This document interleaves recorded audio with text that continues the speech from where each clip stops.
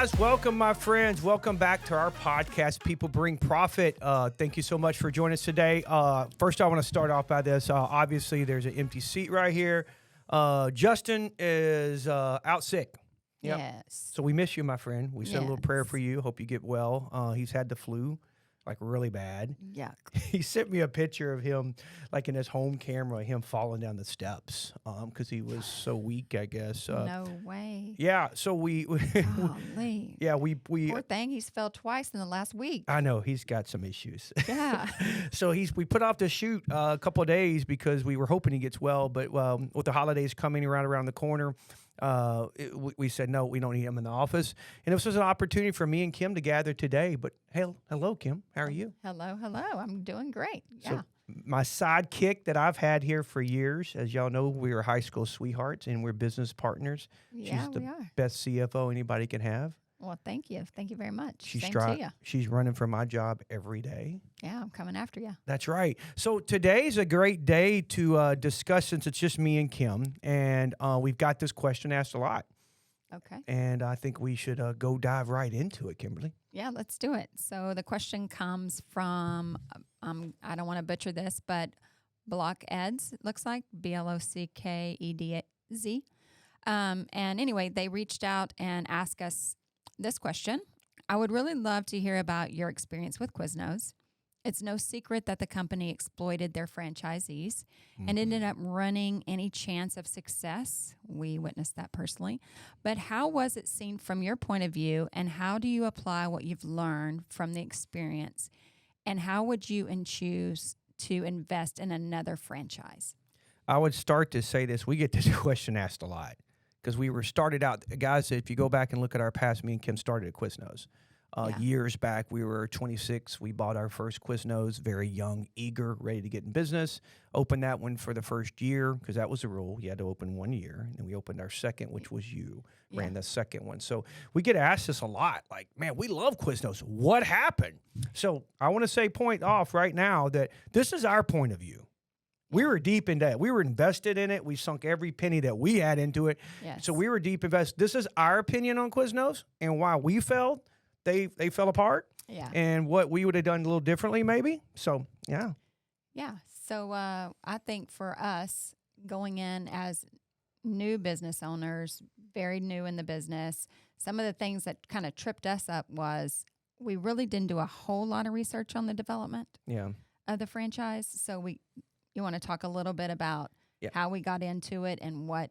Yeah, I felt like when we got into it, we first went capitalism. Yeah, we first got into it. We didn't have the internet like we did, and we didn't study stuff. We read magazines and all, and we were just excited to be part of a franchise. And when you get into these, you get the FDDs and you get this paperwork. Well, we didn't have much research. We were young. We weren't business students. We didn't go to business. You were a nurse. I ran a furniture store, so we didn't know the ins and outs. But boy, do we know now. Yeah. And I think that was one of the first things that when me and Kim got into it, we signed the check. Got all into it. We're excited. We wanted to open many of these. That was our goal, not to just own one. And when we bought our first one, back at Quiznos, they did it a little differently than what we're experiencing now. And they sold area developments, right? So there was a middleman. It was Quiznos, and then you had a middleman. It was a group that bought, like, I don't know, they own like Texas and Louisiana. Yeah, they bought like territory. I don't remember what territory, but they had territory. And that's what we would do. We contacted them, and then they're the ones that met with us, held our hands through the development of showing where the territory was, where you could build a store, how you buy the equipment. Yeah. And that's who we dealt with, and that's kind of who we did our paperwork with and kind of things. And we asked that. I think it was one of the first questions you asked. You asked one of the head guys, like, hey, we want to build 2 of these. And what did they tell us? Yeah, because I wasn't in for just one, right? Because we kind of knew that buying one Quiznos was just kind of buying our jobs. But we wanted to take off in business because this is where we wanted to go. And so I looked at him and I said, hey, how do we secure our second territory? And he said, you have my word. If another store comes available in your area, you'll be the first I reach out to. And I thought, hey, I'm a Southern girl. We rely on handshakes. It was a handshake deal. And I took him at his word. Well, lo and behold, I don't know, we were about 6 months into. Well, we were going to training, and we got reached out to another franchisee, Okay. and who we became close with, actually, is Yes. Scott. Yeah. He was Port Arthur franchise. He was a Port Arthur. So he bought the store in Port Arthur. Yeah, which And was a surprise. it was a surprise. We had no clue. But he was far enough away. We were okay with it. We were but we were still shocked that we didn't know anything about it, and Yeah. we weren't open yet. But he was going. We were getting ready to go to training. We 6 months after we signed our agreement.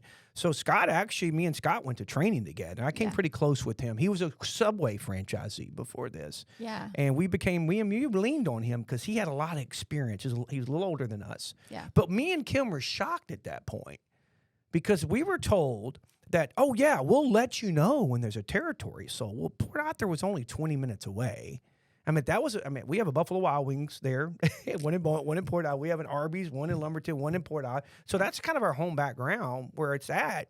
And we were shocked that time because we had a handshake deal. Yeah. Well, I wasn't really as shocked about the Port Arthur location as I was the College Street and Beaumont. Well, then that's when we opened our first store. We were kicking butt. Man, we were doing great. We were so happy. We were like, hey, we're ready to open this second one. And they told us you had to wait the full year. I'm like, look, I've proven I'm one of the top franchisees in the system. Yeah, we were killing it. Yeah. And next thing we know, well, it's funny. I'll say this, Kim. Remember, I would say this to you. It was odd that people would come sit in my restaurant. I say restaurant because it was mine. It was ours. Yeah. Quiznos. We worked it every day. We cleaned that thing. It was our restaurant. Yeah. It wasn't a fast food chain. And I would tell you, like, man, these people sitting here every day and they come pick my brain. And I think that's when we started noticing, like, there were some issues. And then they're out there scoping us, just like we did when we went to Lake Charles, right? Yes, exactly. It's like, but we didn't come in their backyard. And then they opened one up in our hometown. Yeah. Actually, probably at a drive time, 5 minutes. Yeah, exactly. Yeah. And that's what was scary to me. Yes. Yeah. There was no guaranteed territory. They told you had a market. This is so many, miles. Drive time and all that. But we got to understand, we were doing a ton of delivery, I would deliver it myself. We didn't have Uber Eats and all that. I was delivering before all that. I was delivering to the hospital. I come into your doctor's office. Those what are those? Just reps would order sandwiches, lunches. Yeah, drug reps. Yeah. And you would steer them our way to give us extra money. Yeah. But we opened that. We're up in front of the news every day running that thing, and then somebody else opened up. Yeah. And the bad part about it, they didn't run a good operation. Right. Yeah. And then people don't judge that. People don't judge you. You got to understand, when you go on social media and you hear people say, Buffalo Wild Wings, they don't say, well, that's Chris and Kim's store. I'm not going to go to that guy's store. I'm going to go to Chris and Kim's store. Most of them don't say that because they don't know. You don't know McDonald's. You don't know who owns these franchises. So when one person gets in the brand, can kill the brand. Yeah, absolutely. Yeah. So that was kind of our take on why Quiznos tanked. Yeah. Was just because the cannibalism that they put one on top of one another, and like you said, you can't compete with your own name. Yeah. And they didn't really vet out who they were letting in the system. So I think that was just our take on what happened to Quiznos. Yeah, you were pretty mad about that when it happened, though. Yeah. I think you were. That was the first kick to the face to us in the franchising business. It was the first time I learned about business. Yeah. And, business 101. Never take someone at their word. That's why you read Get it in writing. That's why you read these contracts. Quiznos had the best sandwich. Mm-hmm. I mean, those sandwiches, the Honey Bacon Club. I miss Quiznos. I'd open a Quiznos today. And that's what's crazy to me, Kim, is like so many people out there. I mean, when you're watching this podcast, please give me a thumbs up on the YouTube channels or whatever you're watching. If you love Quiznos, because they need to hear this, because it's a great sandwich. Not a Subway fan, I know Jimmy John's is owned by our company, but Subway, Quiznos had it figured out. They had the best toasted subs around. Man, the ranch dressing, the honey French, the honey mustard. Man, who remembers the chicken carbonara?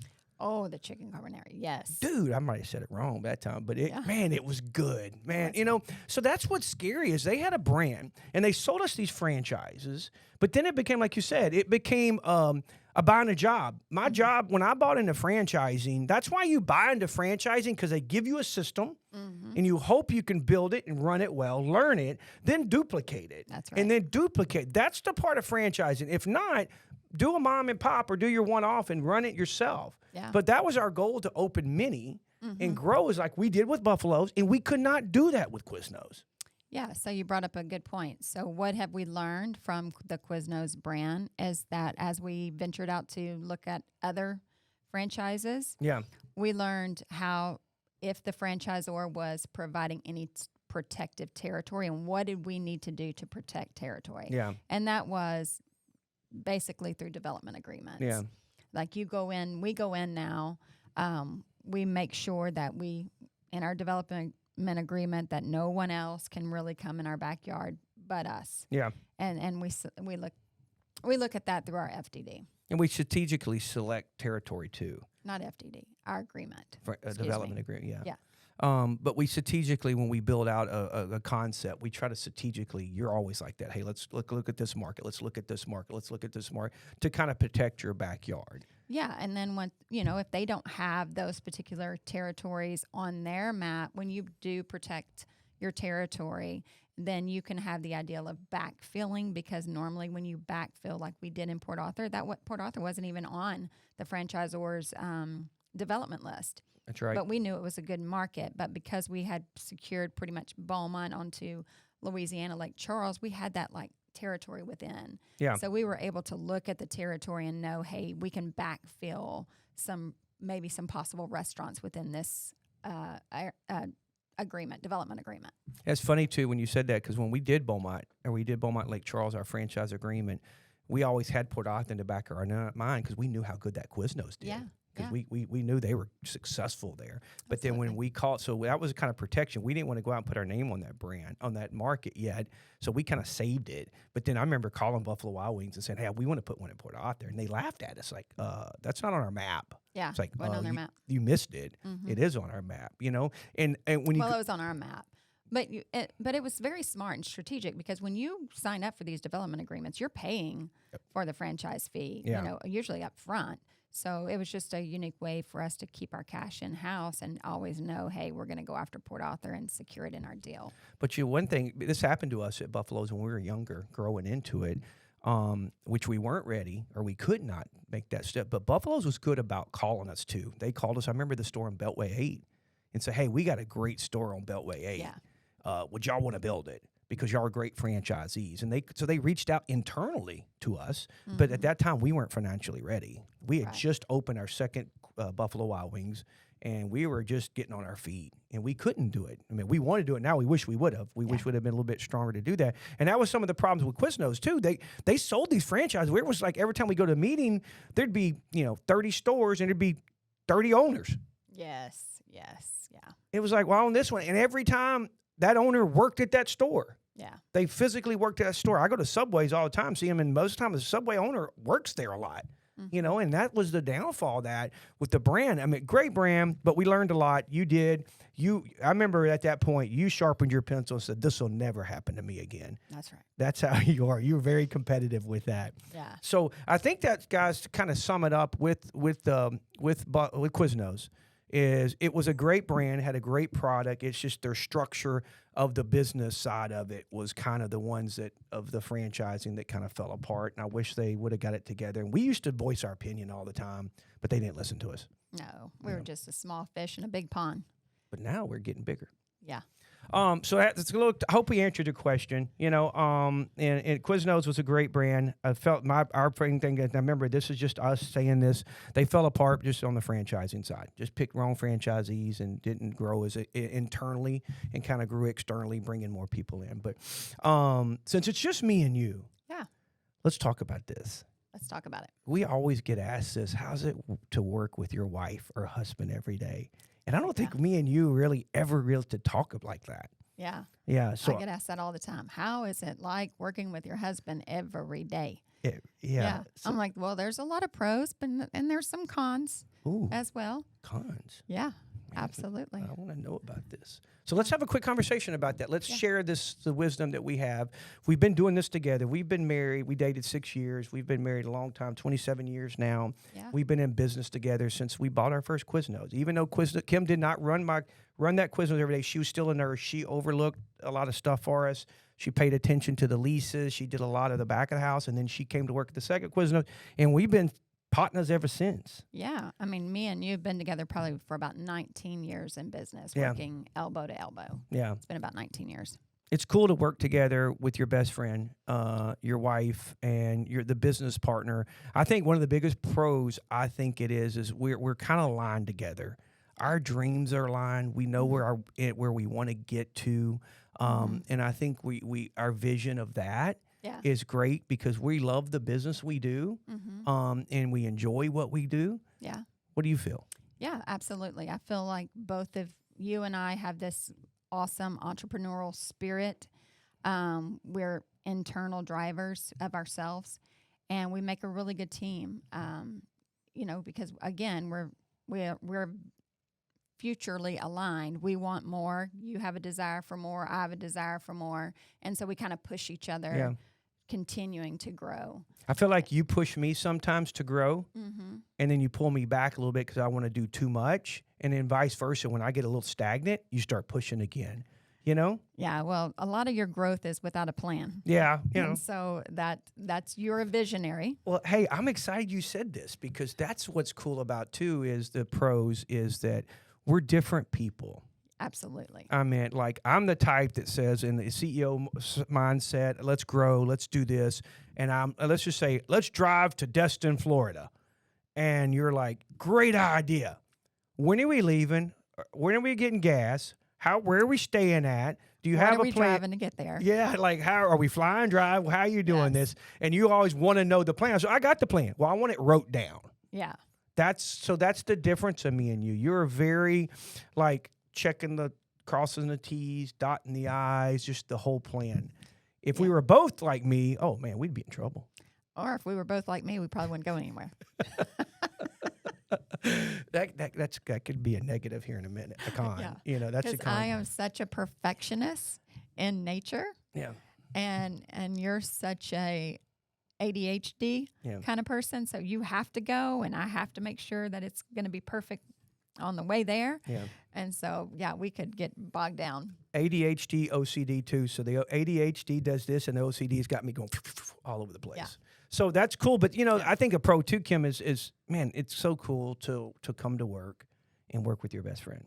Yeah, that's true. I mean, when we celebrate things, it's so cool to be there because, a lot of guys, I'm sure that I know, they're like, can't wait to tell their wife how good they did or what they did at work. It's like, it's like playing, I remember, playing softball when you'd come watch and I'd do some good play. And it's like, look, she saw that. Yeah. And if you weren't there, I got disappointed. I'm like, man, you say, how'd you do tonight? And I'd tell you. But it was there. But now we're here together. And like, same thing. When you come in the financial meeting and you're just doing your thing, I'm like, she is so awesome. And she's so cute too. I could say that because she's married to me. Yeah. Okay, you're going to make me blush on camera. But I can get But I feel the same way. I feel the same way. Think I'm cute? Through your... Yes. See, she didn't say that, guys. So...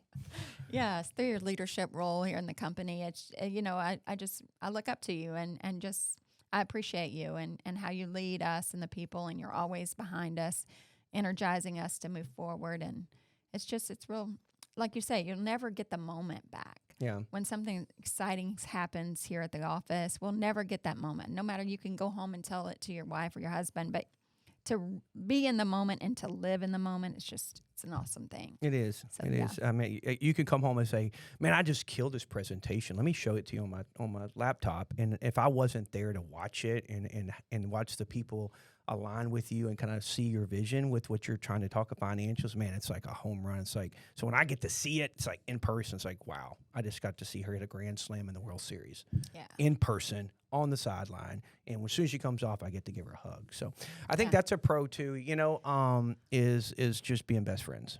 Yeah. Yeah. Do you have any more pros? I would say maybe our scheduling alignment is a pro. We get to be off at the same time for our kids. Yeah.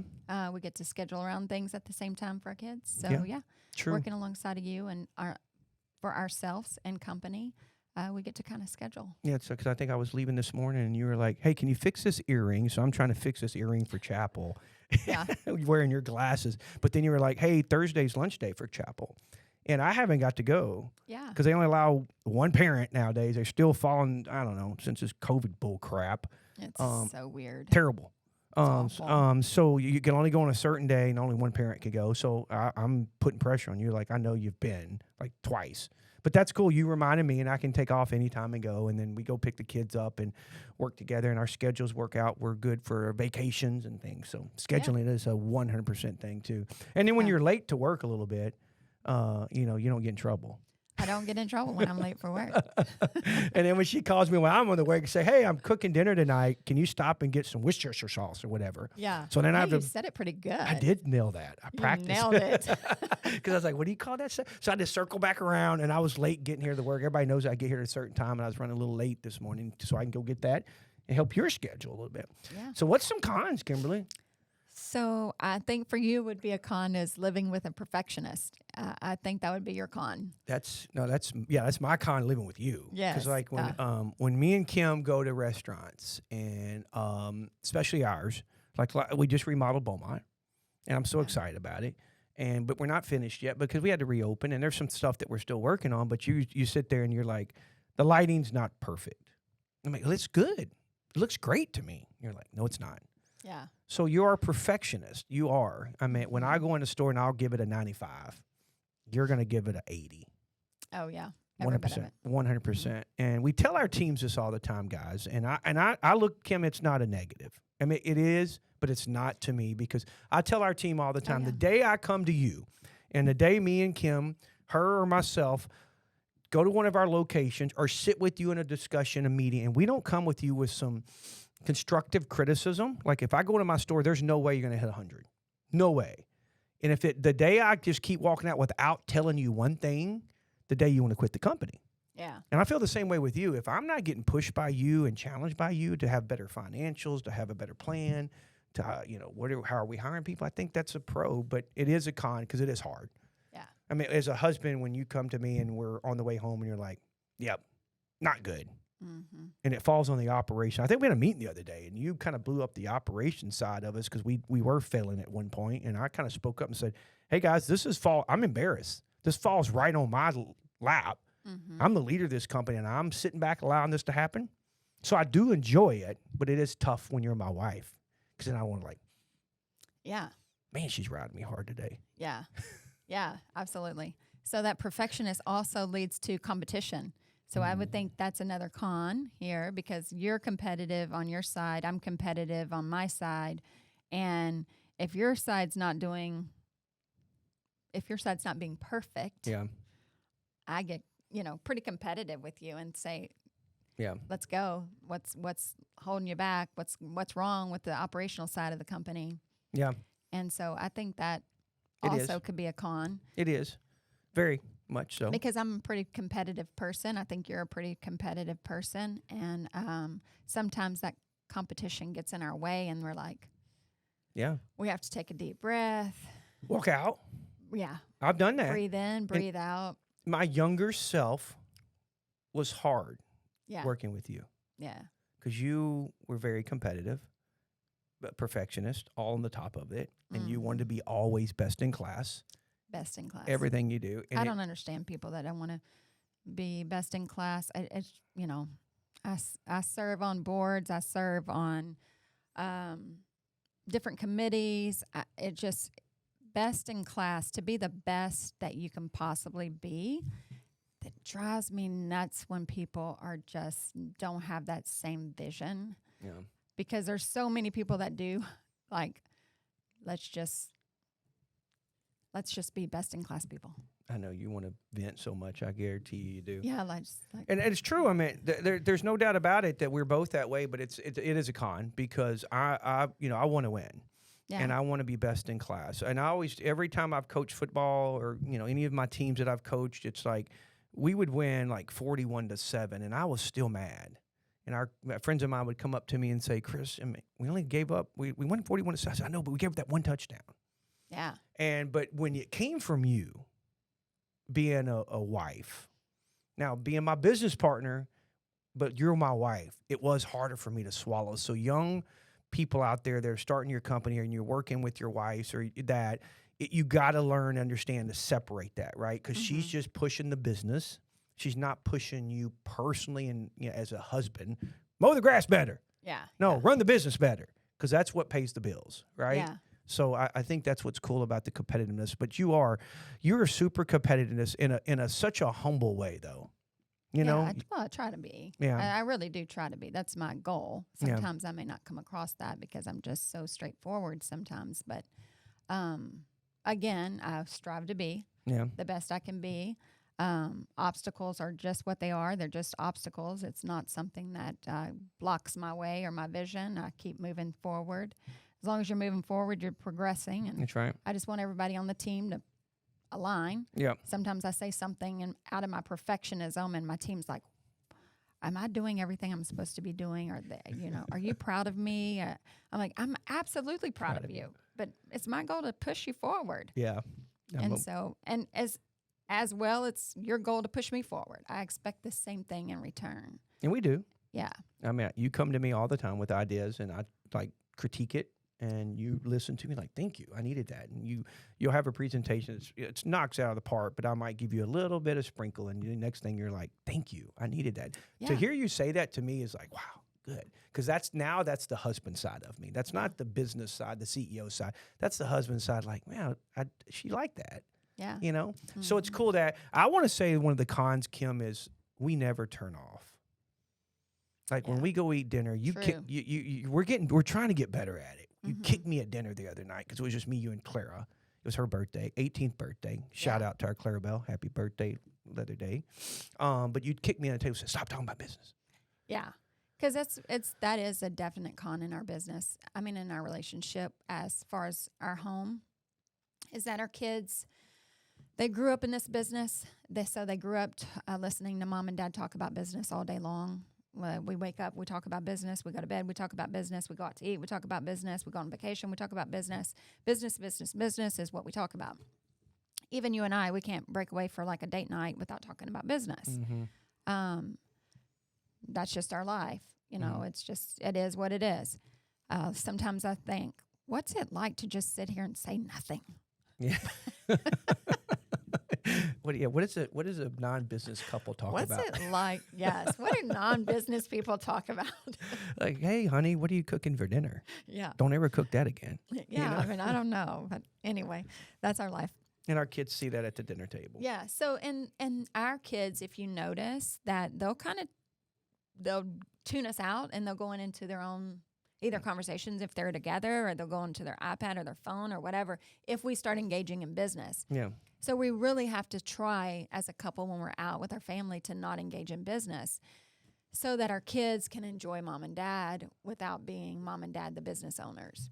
I told somebody that a while back, something that came up to me and said that about it. It's like, man, our kids, there's a little bit of benefits they get to go to. Yeah, they go to Buffalo's and, hey, Dad, can I go there and eat tonight? Yeah, there's some benefits with what we have in the business side, but there's so many negatives because they just constantly, I guarantee you guys, in the past, 75% of our conversations around the dinner table, we would bring them into the conversation. We'd tell them a story, what happened, because we thought we were doing cool to get them involved in business, teach them stuff, but it was a negative for us. And we're getting better at it. We're trying to, especially with Chapel. But our other ones, they grew up in it. They know every negative that's come across. They know all the positive. They know how hard it is to run a business. So. Yeah. But I think that we did we cover some stuff? Yeah, I think we did for husband and wife, just working alongside each other. Thank you for giving me the opportunity on the air to talk about it. Yeah. I have a lot of questions from people about it, so hopefully that addressed all their questions and all their curiosities. And yeah, if you have more, if you have put comments up there, please, let's go to that too, because if that's how we get some of these ideas. Our podcast is now ending its third season. Yeah. Right. So we're coming into the holidays. So we're going to take a couple of weeks off of the podcast, and then we'll be coming back first part of the 2024 with this exciting new stuff. Kim is kind of really diving into this podcast a little bit more, and we're going to have a little bit more cool ideas and structures in here and kind of things that we want to work with. So this is kind of the ending of this season. We'll be off for a couple weeks. Yeah. So we do need you to subscribe. Yes. Subscribe, like, and share. That would be greatly appreciated. Just all my women friends out there, I just want to reach out to you guys and say, please share my podcast. I am a woman in business, and I just want to kind of catapult on that and to say, if you have any questions as a woman in business, please reach out to me personally, and maybe I can address some of those questions for you ladies that are out there, because again, this is sometimes the CFO seat's pretty hard to be in, especially in a almost all man's world, but and being a mother and being a business owner and being a CFO. And if you have any questions for me, I'd entertain your questions for sure, no doubt. Yeah, because she juggles it all, and I suggest that too, because that's where we're going with the podcast. We're getting a lot more questions. We want more. We want some more in depth that we can really spend time on and hopefully share some of this stuff, and bring more guests on that we can interview them and get their perspective on how to be like you said, a mother, a father, CEO, CFO. How do you juggle those businesses? How did you get into franchising? What's the negatives, pros, and cons of all this stuff? So that was where me and Kim kind of took today, since our boy Justin was out sick today. So we had to kind of fill this in today to talk about these are some topics that we got questions from. Yeah, stay safe out there. Make sure you're taking your vitamins. Flu's going around. It is going around. It's very cold out there. But again, guys, thank you for watching. Please go subscribe to it. Its subscriptions are we had a great week this last week of subscription. We need more. So keep them coming. But thank you so much for your time. Thank you, Kimberly. Thank you. We have a busy week this week, a lot going on. So I hope to see you down the hall. And I got to go get your coffee for you that I bought for you, and you left in the refrigerator. Kind of kick you up today. But thank you, guys. We appreciate everything you've done for us and following us. And go subscribe again. Thank you.